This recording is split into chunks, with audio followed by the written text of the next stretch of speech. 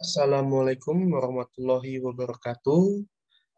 Perkenalkan, nama saya Oscar Chandra Oktavianto, biasa dipanggil Oscar.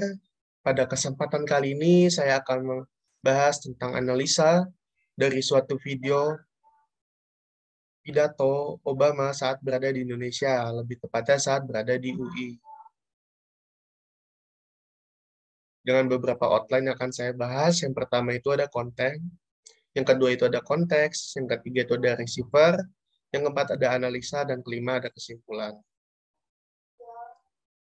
Nah, sebelum kita membahas untuk menganalisa tentang isi dari pidato Obama tersebut, kita harus mengetahui dulu apa itu konten, apa itu konteks, apa itu receiver.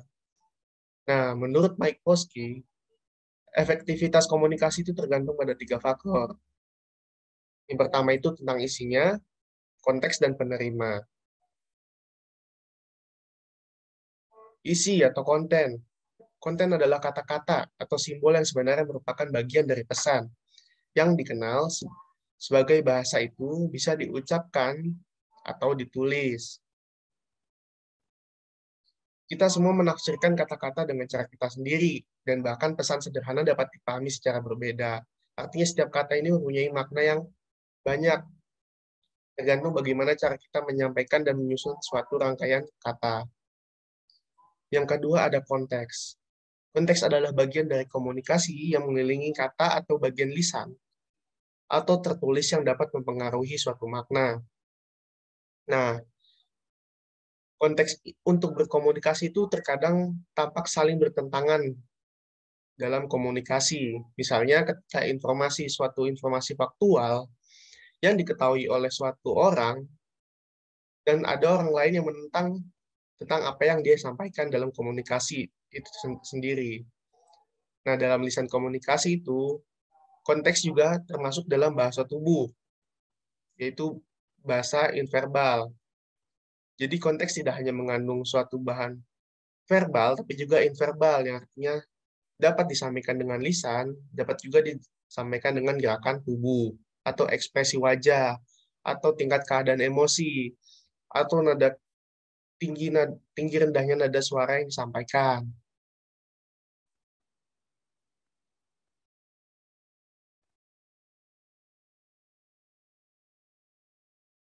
Lalu ada juga receiver.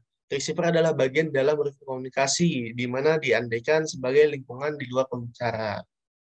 Yang artinya segala sesuatu di luar pembicara kita dapat menganggapnya suatu lingkungan.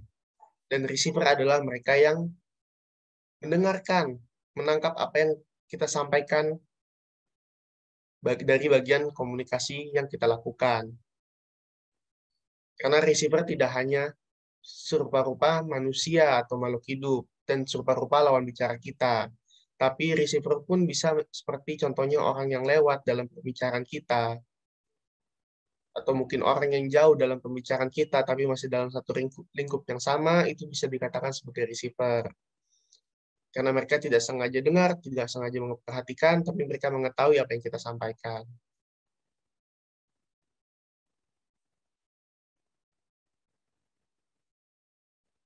Nah, terkadang kita itu terlalu lebih mempercayai keakuratan perilaku nonverbal daripada perilaku lisan. Jadi ketika kita berkomunikasi, orang lain itu memperhatikan apa yang kita katakan, bagaimana kita mengatakannya, dan apa yang dia ketahui tentang subjek yang kita katakan. Nah, seperti pada pembahasan yang akan saya bawakan kali ini, yaitu analisa terhadap video pidato Obama berdasarkan dari apa yang disampaikan oleh Mike Posky. Dimulai dari salam pembuka yang dibawakan oleh Obama. Terima kasih atas sambutan yang hangat ini. Terima kasih kepada semua penduduk Jakarta dan terima kasih bagi seluruh bangsa Indonesia. Pada awal pembukaan, Presiden Obama menggunakan bahasa yang mudah dipahami, seperti bahasa Indonesia, yang para audiensnya mengetahui apa yang ia sampaikan. Ia membuka pidatonya dengan cara yang mengait perhatian para pendengarnya. sebagaimana dia adalah Presiden Amerika yang mewakilkan Amerika untuk datang ke Indonesia dan pernah tinggal di Indonesia. Dalam suatu pidatonya, dia selalu mengaitkan dirinya yang pernah tinggal di Indonesia dan sebagai perwakilan dari Amerika. Karena tujuannya adalah untuk menjalin kerjasama antara Amerika dan Indonesia. Setiap tutur kata yang ia sampaikan telah disusun secara rapi. Seperti pada awalnya, beliau sempat menyampaikan seperti dalam pidatonya yang berbunyi, "Before I go any further, I want to say that our thoughts and prayers are with all of those Indonesians affected by the recent tsunami and volcanic eruptions, particularly those who have lost loved ones and those who have been displaced. As always, the United States stands with Indonesia in responding to this natural disaster, and we are pleased to be able to help as needed, as neighbors help neighbor, and families take into this place. I know that the strength and relations of Indonesian people will pull you through once more." Dalam pidatonya yang berbahasa Inggris ini, dia mengatakan, "Sebelum berbicara lebih jauh, saya ingin menyampaikan bahwa doa dan perhatian kami tertuju pada para korban bencana tsunami dan gunung meletus baru-baru ini, khususnya bagi mereka yang kehilangan orang tercinta serta tempat tinggalnya." Beliau mengatakan bahwa Amerika Serikat selalu senantiasa ada di sisi pemerintah dan bangsa Indonesia dalam menghadapi bencana alam ini. Dan kami akan dengan senang hati menolong semampunya, begitu ucapnya. Sebagaimana tetangga yang mengulurkan tangan kepada tetangganya yang lain, dan banyak keluarga menampung orang-orang yang kehilangan rumah.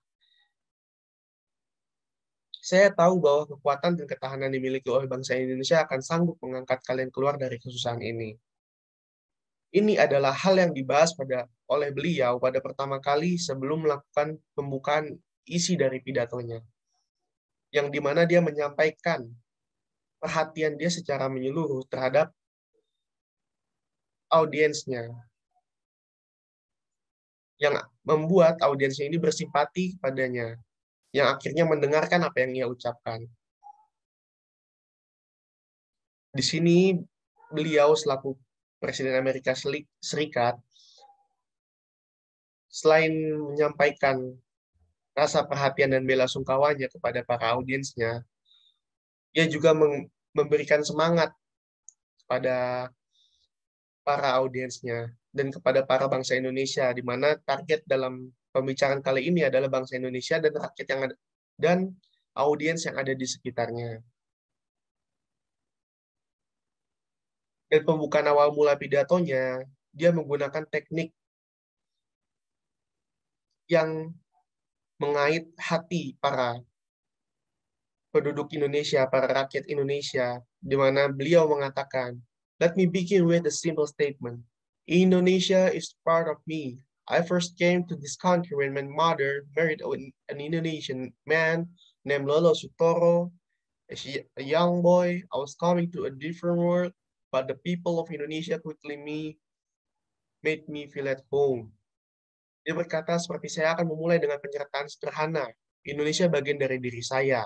Pertama kali saya bersentuhan dengan negeri ini adalah ketika ibu saya menikahi seorang pria Indonesia bernama Lolo Sutoro, sebagai seorang bocah yang terdampar di sebuah dunia yang berbeda. Namun orang-orang di sini membuat saya merasa di rumah saya sendiri." Dalam ucapannya yang pertama adalah, "Saya akan memulai dengan pernyataan sederhana," di mana artinya dia membuka isi pidatonya ini dengan sepatah kata yang menyatakan diri Indonesia adalah bagian dari dirinya. Ini akan menarik minat perhatian audiens. Dan dia menceritakan bagaimana kisahnya saat dia pertama kali datang ke Indonesia, yang dimana ibunya ini menikahi seorang pria di Indonesia bernama Lulus Toro. Dan sebagai seorang bocah yang terdampar di sebuah dunia yang berbeda, namun orang-orang di sini membuat saya merasa berada di rumah sendiri, katanya. Yang dia menggambarkan bahwa rakyat Indonesia ini bagaikan keluarganya sendiri, sehingga dia merasa nyaman seperti ada di rumahnya. Dalam pidatonya, Presiden Obama selalu membawa memori-memori pada kehidupannya selama tinggal di Indonesia, yang membuat para audiens pun merasakan hal yang sama apa yang dirasakan oleh Presiden Obama, sehingga audiens akan lebih fokus dalam mendengarkan. Selama pembicaraan pidato, Obama menggunakan wajah yang tersenyum, menggunakan kalimat yang tegas, dan juga ekspresi yang tidak berlebihan. Yang mana artinya cukup yang menggambarkan dia sebagai Presiden Perwakilan Amerika Serikat. Ekspresinya tidak berlebihan, namun bijaksana, dan senyumannya yang seakan-akan ramah untuk menyapa semua audiens yang ada di sana. Itu juga merupakan bagian dari konteks, di mana bahasa tubuh seseorang yang menggambarkan bahwa dia itu adalah orang yang bijaksana, orang yang besar, layaknya seorang perwakilan dan Presiden Amerika Serikat saat datang ke Indonesia. Dengan senyumannya yang ramah, membuat para pendengar pun merasakan suasana yang lebih cair. Setiap konten yang disampaikan dalam pidatonya itu pun mengandung hal-hal yang berbau Indonesia, di mana itu budaya, itu kebiasaan orang Indonesia juga, di mana Indonesia ini sangat suka gotong royong, dan juga saat pembukaan dia mengucapkan Assalamualaikum, di mana orang Indonesia sebagian besar terdiri dari rakyat Muslim, umat Muslim, sehingga rakyat Indonesia akan menjadi lebih perhatian lebih terhadap Presiden Obama. Presiden Obama menggambarkan Indonesia di awal pidatonya yang begitu berbeda dan berkembang dari masa ke masa. Seperti pada percakapan salah satu dalam pidatonya, dia berkata, Jakarta looked very different in those days. The city was filled with buildings that were no more than a few stories tall. The Hotel Indonesia was one of the few high rises, and there was just one brand new shopping center called Sarina. The trucks outnumbered automobiles in those days, and the highway quickly gave way to unpaved roads and kampongs. Beliau menyatakan, pada masa itu Jakarta itu terlihat begitu berbeda. Kota ini disesaki gedung-gedung yang tak begitu tinggi, dan Hotel Indonesia adalah salah satu bangunan tinggi. Kala itu adalah sebuah pusat perbelanjaan baru bernama Sarinah. Nah, jumlah beca jauh lebih banyak daripada kendaraan bermotor, dan jalan raya tersisih oleh jalan-jalan kampung tak beraspal. Pada kalimat pidatonya, ia menggambarkan bahwa Jakarta adalah mengalami perkembangan yang berbeda jauh pada saat ia datang dulu sebagai seorang anak laki-laki, hingga sekarang ia menjadi presiden 20 tahun sejak kepergiannya dari Indonesia. Di mana ia menggambarkan bahwa saat itu Jakarta tidak dipenuhi oleh gedung-gedung yang begitu tinggi, dan Hotel Indonesia adalah salah satu bangunan yang tinggi di Jakarta, di mana orang-orang Indonesia pun tahu akan hal itu, sehingga pada kontennya, apa yang disampaikan oleh Barack Obama pun dirasakan oleh para audiensnya, sehingga para audiens pun terus mendengarkan apa yang Presiden Barack Obama sampaikan pada waktu itu. Karena audiens akan merasa nyaman apabila pembicara juga merasakan apa yang mereka rasa.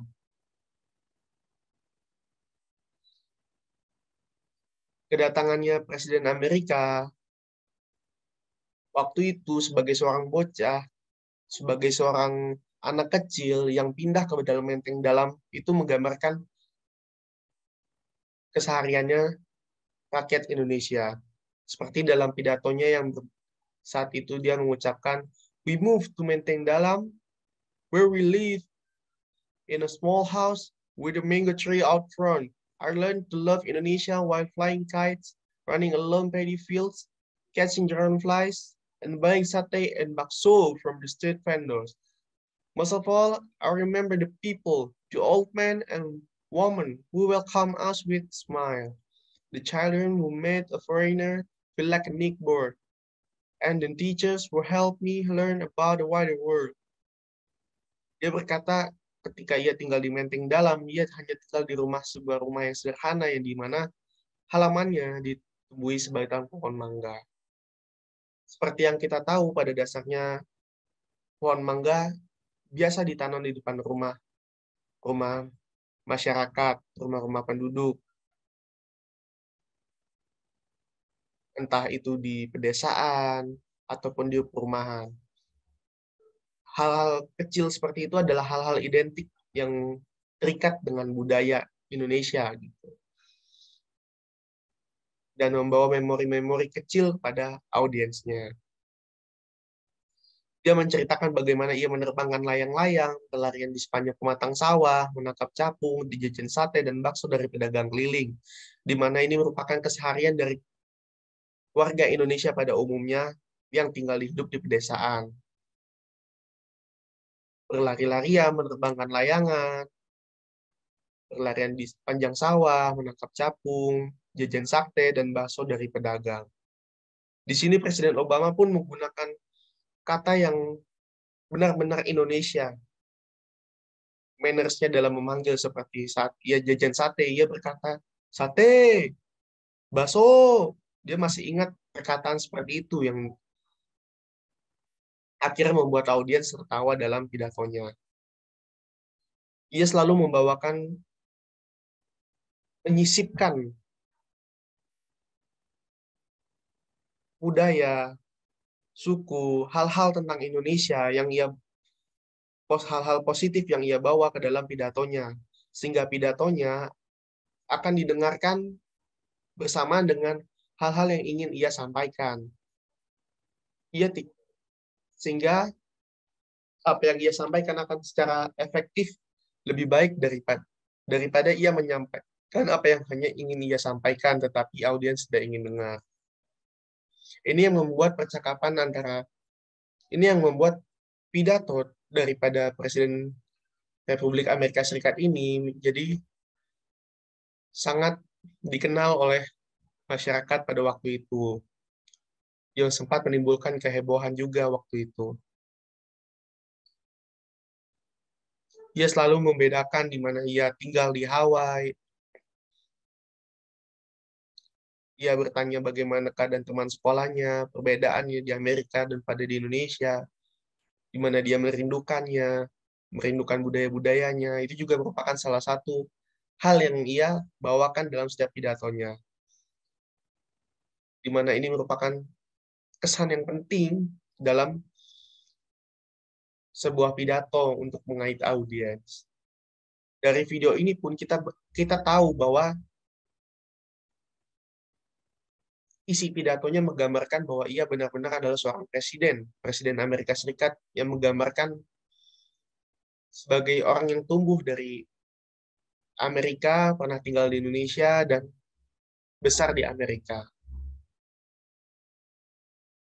Kesimpulannya, dalam pembukaan pidatonya, Presiden Obama menggunakan bahasa yang dikenal oleh lingkungan di sekitar untuk menarik minat para pendengar. Memulai pembicaraan dari hal-hal yang dapat dirasakan dengan pendengaran sehingga mengait hati pendengar. Dalam pidatonya, beliau selalu mengaitkan keberadaan beliau selaku perwakilan Amerika dan dirinya yang pernah tinggal di Indonesia. Hal ini membuktikan bahwa untuk membawa pidato tidak hanya membuat orang mendengar apa yang kita sampaikan, tapi juga membuat pendengar tertarik apa yang kita sampaikan. Ini memenuhi apa yang